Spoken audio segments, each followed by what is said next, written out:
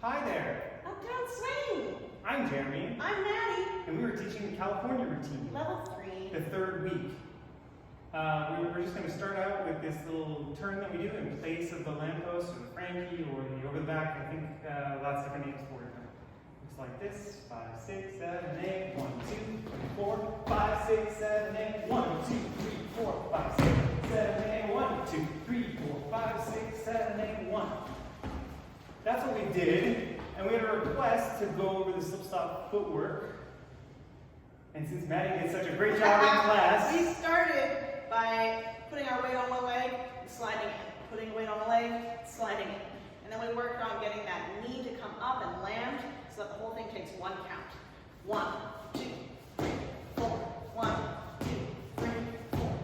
And you really want to lead with the hip. Remember we talked about that illusion of you being pulled by your hip.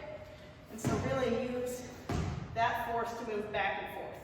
And that whole little section, that slip, slump, run, move down.